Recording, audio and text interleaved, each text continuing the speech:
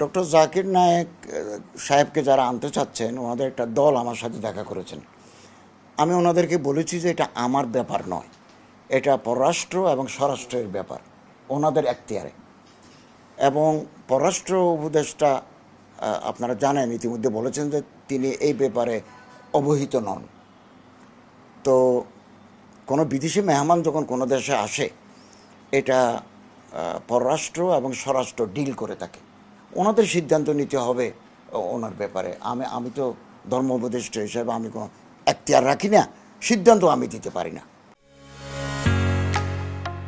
ঢালাইয়ের সেরা premier cement এটা দেবেন স্বরাষ্ট্র, কোনো ল অ্যান্ড অর্ডার জড়িত কিনা বা পররাষ্ট্র যিনি আছেন তিনি দেবেন কিনা, এগুলো ওই দুই মন্ত্রণালয়ের ব্যাপার, আমার এখতিয়ার আসে না। না, আমার সম্মতি অসম্মতি বড় কথা নয়।